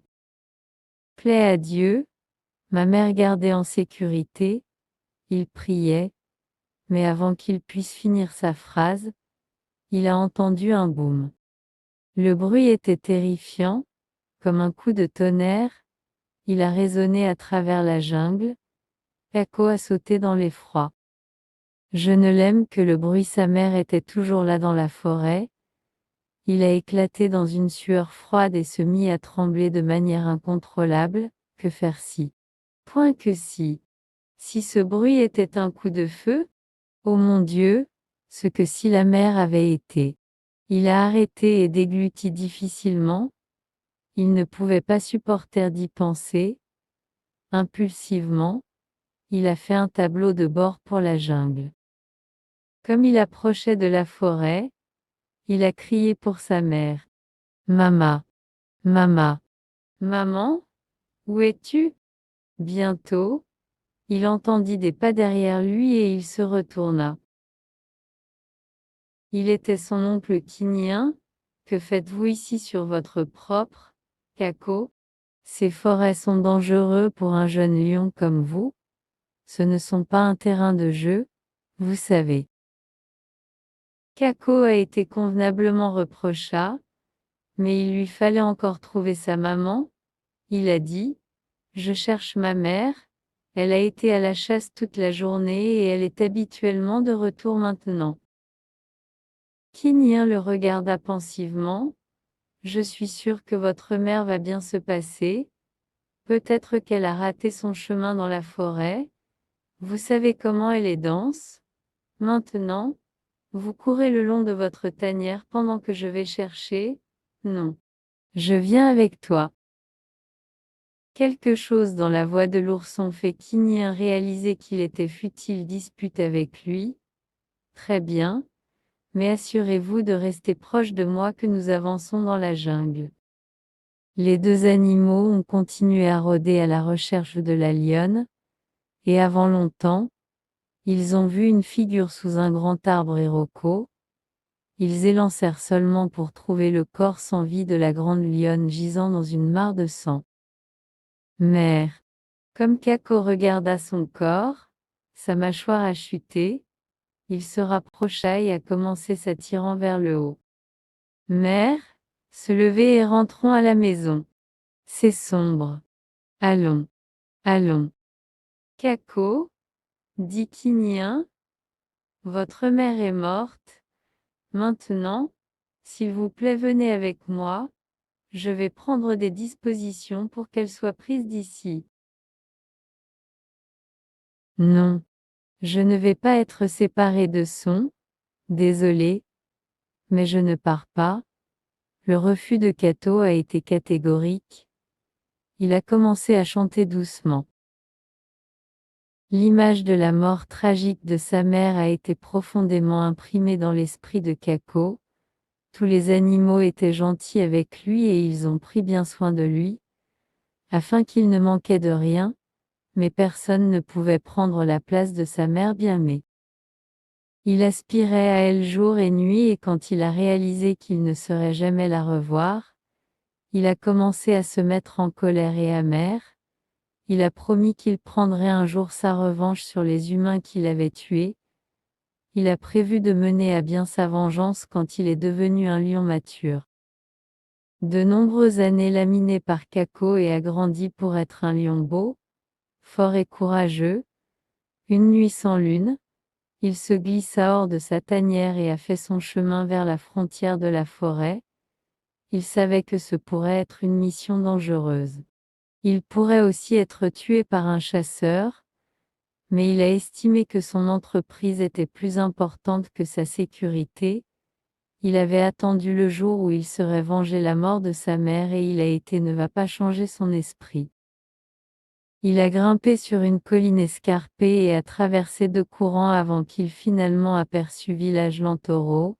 Il était étendu dans la distance sous le grand Tolumo Rock. Kako a sprinté vers le règlement, mais comme il approchait, il a cessé de courir. Au lieu de cela, il a commencé à se glisser discrètement possible afin de ne pas réveiller les villageois. Je vais vous donner 1 ou 2 maisons une surprise désagréable, pensa-t-il révélant maintenant un ensemble de dents vicieux et griffes acérées. Il est le jour de paix pour les humains méchants qui meurent orphelins de mère. Il se précipita dans la direction des huttes qui l'attendent. Il a vu un scintillement de la lumière dans une des cabanes. Ce fut où il a décidé de faire sa première apparition indésirable. Kako se rapproche de la hutte. Tranquillement, il a volé autour de la maison à la cour arrière et se positionne derrière un arbre et a observé la cabane alors qu'il travaillait sur un plan d'attaque. Par une fenêtre latérale de la maison, il a vu une femme sortir de l'une des chambres. Elle portait un bébé sur son dos, l'enfant avait peut-être 2 mois. Cette jeune mère avait l'air épuisée, un signe qu'elle avait été tenue éveillée toute la nuit. Ceci est ma chance, Kako pensait comme il se glissa hors de sa cachette prêt à bondir sur la mère Modeste. Il pointe des pieds vers la porte arrière et leva la patte gauche de qui ouvert. Mais quelque chose l'arrêta. Il était une chanson. La jeune mère chantait à son bébé. Kako gelé, il n'a pas entendu cette chanson depuis la nuit avant que sa mère a été tuée. Il se souvint des jours quand elle a chanté la même chanson à lui comme un bébé. Il ne pouvait imaginer sa mère en prenant des mesures drôles de danse. Étrangement, que la femme a continué à chanter, sa voix a commencé à se faner et Kako ne pouvait entendre la voix de sa défunte mère, et que lui ému aux larmes, il résolut de ne pas aller de l'avant avec son plan et a décidé de retourner dans la forêt. Je ne pense pas qu'il soit sage de faire un autre enfant de mère de connaître le mal que je grandis avec, il a raisonné. Plusieurs années plus tard, que le bébé a grandi pour devenir une amande, jeune homme responsable, il aimait les animaux et a lutté dur pour la préservation des forêts de la région. Un jour, les habitants du village de Lantoro décidaient qu'ils voulaient que leur chef et ils ont eu une grande cérémonie en l'honneur de leur nouveau chef, un bon chef qui a servi son peuple bien et qui n'a pas oublié ses amis, les animaux de la forêt. Il a fait un décret qui ne devrait chasser tous les animaux en voie de disparition comme les lions, des girafes et des éléphants, et depuis ce temps, les animaux de la forêt ont apprécié la sécurité et de la paix.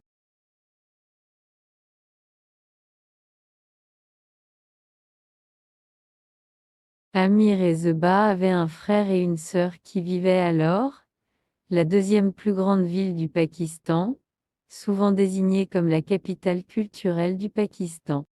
Un jour, quand le frère et la sœur sont arrivés de l'école, Zeba demandait à sa mère: savez-vous que festival de Bazan est célébré en février chaque année et tout le monde vole surfer à volant? Oui, Zeba, répondit sa mère. Il est aussi appelé Jashnane à Baharan parce que ce festival est un moment où nous célébrons et nous nous félicitons de la venue de la saison du printemps. Zeba était très excité après avoir appris Festival de Bazan. Notre professeur a donné une leçon sur le festival aujourd'hui, a-t-elle poursuivi. Elle nous a aussi montré de très belles cerfs-volants, mais elle nous a averti que si nous voulons faire voler un cerf-volant dans le festival, il ne faut pas acheter les chaînes de cerfs-volants qui sont revêtues de verre, parce que s'ils frottent la peau de quelqu'un, ils seront très gravement blessés. Mais cette chaîne est bon pour la coupe d'autres peuples de cordes de cerfs-volants, exclama Amir, qui était visiblement très excité à l'idée de cerfs-volants font bataille très haut dans le ciel de la ville. La mère d'Amir regarda son fils avec une expression très sévère sur son visage. Telle est la raison pourquoi les gens ne doivent jamais utiliser verre enduit corde, dit-elle à son fils. Ces chaînes sont dangereux et peuvent faire des coupes très profondes dans la peau et les gens peuvent se blesser. Amir a convenu qu'il ne sonne très dangereux, mais il était toujours heureux de regarder les cerfs-volants font bataille très haut dans le ciel. Puis, se souvenant de quelque chose qu'il avait appris à l'école ce jour-là, dit-il, aujourd'hui nous avons eu une leçon sur énigmes ourdou traditionnelles qui sont écrites dans la forme de vers. Je l'ai écrit ici dans mon livre. Voyez si vous pouvez me donner la réponse. Et si le jeune garçon lire l'énigme à sa mère et sa sœur. Le printemps est nommé d'après moi, le ciel est plein de couleurs, le tintement des bracelets partout, les cris de Bocata partout, qui suis-je? Oh, qui est une énigme facile, dit sa sœur, la réponse est Bazan. Je sais trop une énigme, dites-moi la réponse si vous le pouvez, et alors Zeba a dit à son énigme. Un immense plateau rond et plein de perles, il est basé à l'envers au-dessus de la tête de tout le monde. Ce plat tourne en rond mais aucun des perles goûte hors de lui. Qui suis-je? Amir pensait à l'énigme pendant un certain temps avant qu'il ait eu à admettre la défaite. Je ne connais pas la réponse, dit-il à la fin, vous de me dire.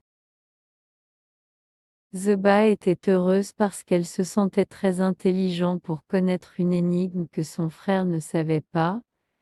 Il est le ciel plein d'étoiles dans la nuit, sourit-elle. Il est une énigme qui a été écrite par un poète et écrivain très célèbre il y a plus de 700 ans. Son nom était Ahmed Khusro. Mon professeur m'a dit de lui en classe et qui est tout jeu appris l'énigme. Amir a convenu qu'il était un très bon énigme même si elle était très vieux. Zeba a dit. Le professeur nous a dit aussi que Bazan est un jour férié alors et donc notre école sera fermée. Amir était aussi très excité au sujet de ces nouvelles. Ce sera excellent, fit le frère. Nous allons profiter Bazan Mela et Cerf-volant toute la journée. Puis Zeba récupérait un tract de son sac d'école pour montrer sa mère. Notre professeur a donné à chacun d'entre nous les enfants d'un dépliant en classe aujourd'hui afin que nous puissions en apprendre davantage sur les célébrations Bazan. Voulez-vous lire pour nous, ma mère? La mère a accepté de lire le dépliant à ses enfants qui étaient maintenant à la fois assis à la table de la cuisine, à la fois très excités au sujet des célébrations à venir. Bazan Mela Bazan est non seulement un événement de cerfs-volants, mais aussi un festival culturel constitué d'aliments traditionnels, robes colorées et des bracelets, et de la danse et de la musique. Le jaune est la couleur principale de ce festival car il représente les fleurs de printemps en fleurs et les champs de moutarde jaune du Pendjab, une province du Pakistan dont Lahore est la capitale. Les hommes portent des écharpes jaunes et les dames portent des vêtements jaunes, rouges et or et de mettre sur les bracelets gageras faites de fleurs fraîches. Le ciel au-dessus de l'or est rempli de cerfs-volants colorés de différentes formes et tailles. Les gens participent à des compétitions de cerfs-volants et sont familiers avec le vocabulaire usuel basant comme Bocata, Porte, Pecha, Patangamanja et Gudi. Ceci est un festival de couleurs, de lumière et de la nourriture traditionnelle.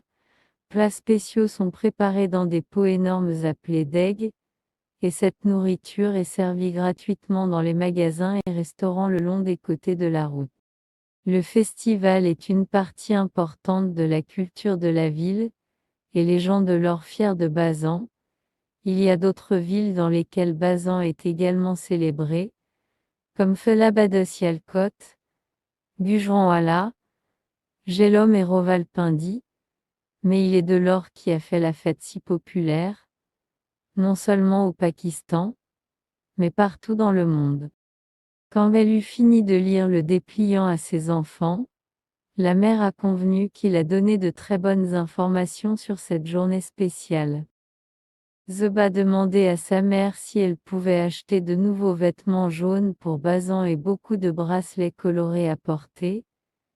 Je vais vous donner quelques-uns des bracelets comme Bazan présente à mes amis, dit-elle promis. La mère a accepté, mais a averti que la famille doit faire tous leurs achats au moins une semaine avant le festival, que tous les magasins et les rues de l'Or deviennent très fréquentés dans la période qui a précédé les célébrations.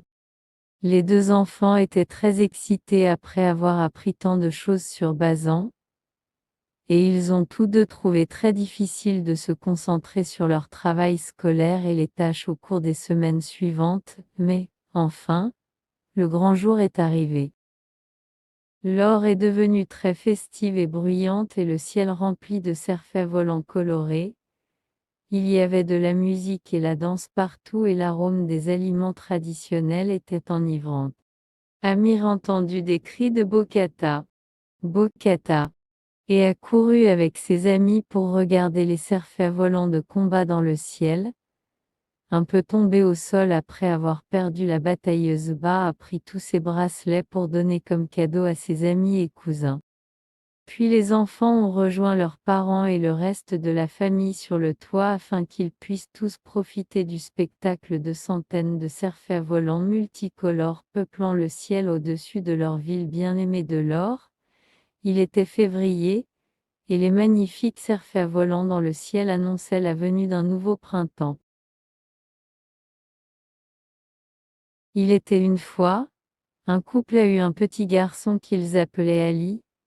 Le bébé est venu comme une surprise à ses parents, parce que quand il est né, il n'était pas plus gros qu'un pouce. Le père et la mère étaient tous les deux très en colère pour commencer, mais alors qu'ils pensaient à eux-mêmes, voici ce que Dieu nous a donné, et un jour notre fils va grandir pour être un grand, fort garçon. Mais les années passèrent et Ali ne pousse pas du tout, il est resté aussi peu qu'un pouce. Chaque soir, au dîner, la mère aurait mis une place à la table pour son fils. Elle placerait une plaque minuscule en face de lui et de le remplir avec une cuillère à café pleine de soupe. Ali avait aussi une petite tasse qui sa mère remplit d'une seule goutte d'eau.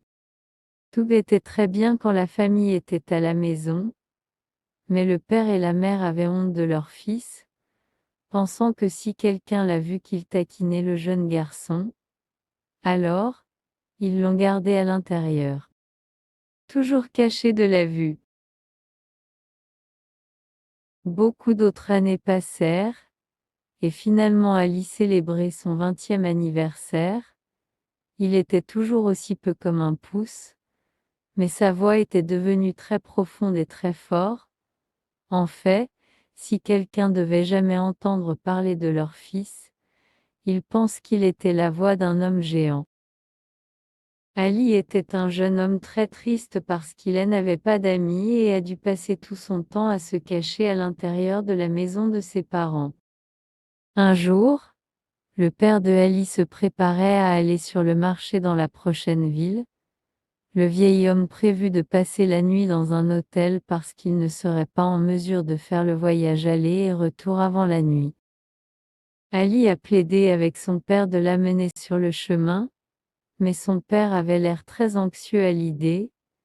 Nous ne vous avons sorti jusqu'à ce jour et je ne suis pas sûr que je peux le faire maintenant, dit-il. Comment puis-je vous protéger et vous cacher d'autres personnes? Il sera facile, répondit Ali dans sa voix profonde et en plein essor. Vous pouvez me garder dans votre poche et personne ne saura jamais que je suis là. Vous pouvez faire un petit trou dans le matériau afin que je puisse respirer et pour que je puisse voir ce qui se passe et profiter de tous les nouveaux sites du monde. Le père d'Ali comprit comment excité Ali était à l'idée de quitter la maison, et de ce fait il lui fut impossible de dire non à son fils unique. Le vieil homme a fait un très petit trou dans la poche de sa chemise et a aidé Ali à grimper à l'intérieur. La mère a remis les sacs pour le voyage et les deux embrassa et leur a souhaité bonne chance. Puis Ali et son père sont partis vers le marché dans la ville voisine. Après avoir voyagé toute la journée, Ali et son père sont venus à l'hôtel par le côté de la route. Nous allons nous trouver une chambre pour la nuit, dit le père, et demain nous irons au marché tôt le matin, avant de retourner à la maison. Je ne peux pas croire que je reçois de rester dans un hôtel, écria Ali. Le jeune homme était très excité parce qu'il avait vu tellement sur son voyage et il avait déjà dormi jamais nulle part ailleurs que chez lui. Le père d'Ali payait pour une chambre et a pris ses valises dans les escaliers pour se préparer pour le dîner. Après, le vieil homme avait déballé et lavé, et avec Ali encore caché dans sa poche, il descendit à la salle à manger dans l'espoir qu'il pourrait également se faufiler un peu de nourriture pour son petit affil. Puis quelque chose de tout à fait inattendu est arrivé. Tout comme tous les clients eux-mêmes avaient assis pour le dîner, un groupe de voleurs entrait dans l'hôtel. Les hommes de se regarder, 3 en tout, ont pointé leurs fusils et ont donné l'ordre que chaque homme et femme devrait renoncer à leur argent et les objets de valeur qu'ils possédaient. Tous les invités étaient très peur, y compris le père d'Ali, mais ils ont fait comme ils ont été informés et ont commencé à atteindre pour leurs portefeuilles et bijoux, les placer sur les tables à percevoir par les voleurs. Soudain, il y avait une voix très forte et très profonde de nulle part. Lâchez vos armes. Commandez à la voix. Je viens de là et je vais vous attraper et vous donner à la police. Personne ne savait où la voix venait. Les voleurs avaient l'air tout autour de la salle à manger, mais ne pouvaient pas trouver une âme. Puis la voix revint, encore plus fort cette fois. Je vais vous faire payer pour vos mauvaises voix. Je ferai en sorte que vous passez de nombreuses années de prison.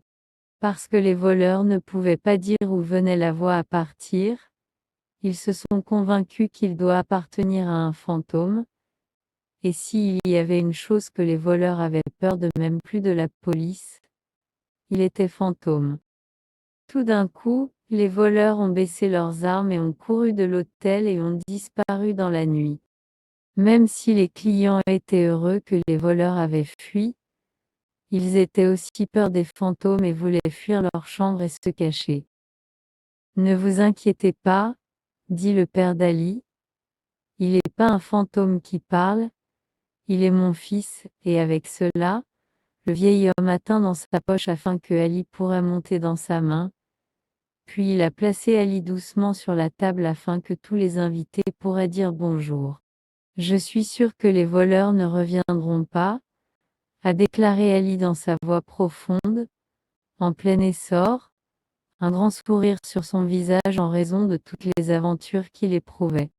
Les invités ont été très surpris et très curieux de rencontrer un garçon qui n'était pas plus gros qu'un pouce, mais plus que tout, ils étaient tous très reconnaissants à Ali pour les sauver de les voleurs, et ils l'ont remercié et lui serrent la main et dit à son père comment il doit être fier d'avoir un tel fils courageux.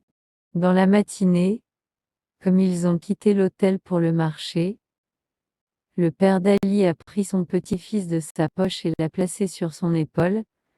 Toute la matinée, sur le marché et ensuite sur le chemin du retour, le vieil homme a dû arrêter plusieurs fois pour introduire Ali aux passants, et il était très fier et tous racontaient comment son fils avait sauvé tout le monde à partir des 3 voleurs. Lorsque père et son fils arrivèrent à la maison ce soir-là, la mère d'Ali avait l'air très inquiet que Ali était assis sur l'épaule de son mari. Et si quelqu'un devrait le voir? Elle demanda à son mari. Mais le vieil homme sourit et explique à sa femme que d'aventure la père avait subi au caravansérail, et comment Ali avait sauvé la journée et fait fuir les voleurs.